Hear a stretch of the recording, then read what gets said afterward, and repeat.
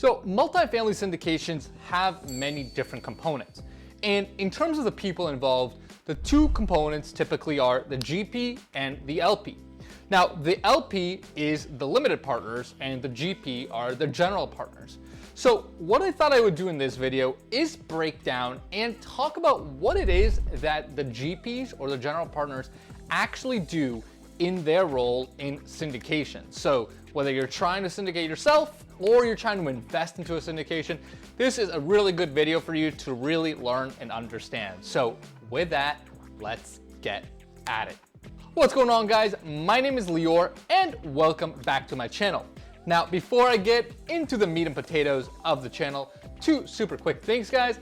Number one, if this is your first time on my channel, first of all, welcome. Second of all, make sure you smash that subscribe button. I am putting out weekly content on this channel talking all about multifamily investing, including syndication, operations, execution, raising capital, construction, and literally everything in between. So if that's the kind of content you're looking for, make sure you subscribe. So as I said, in this video, I'm gonna focus on the role of the GP in a syndication.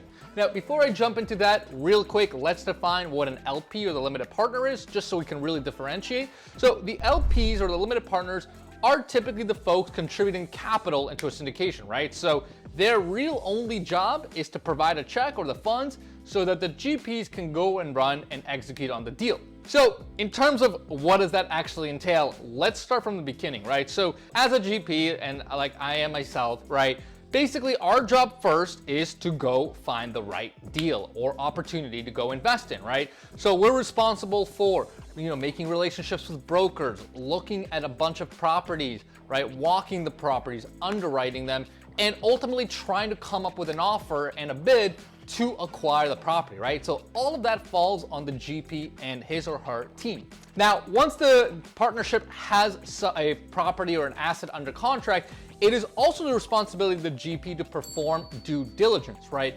And due diligence can include everything from inspections, right? So you might do like physical inspections, bring inspectors out, any sort of environmental assessments, doing the homework with local building departments, or anything of the sort that might be relevant to fully perform due diligence and make sure that the property is a good property to buy. Next, the GPs are responsible for putting together in motion the vehicle to raise and put together funds for the project, right? So typically what the GP will do is take essentially put together a marketing package of the opportunity, talk about all the financials, the risks, the opportunities, the upside, the downside of the opportunity, and put that into a package, right? Then the GPs will actually talk to potential limited partners or the LPs, which is the other component, and talk about, the opportunity and see if it makes sense for the LP to invest into that project.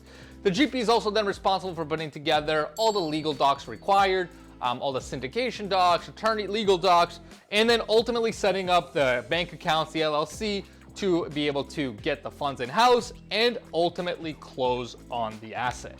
Now, once the deal is closed, the GP is then responsible for all of the operations.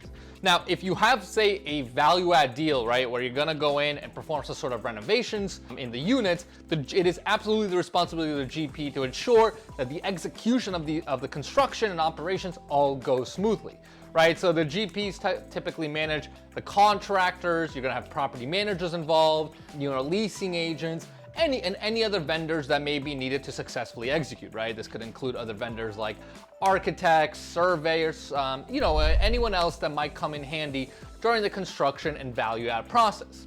Then once you actually stabilize the project and let's say everything is working really smoothly, rents are up in market, then it's still the GP's responsibility to make sure operations are going smoothly on a day-to-day basis, right?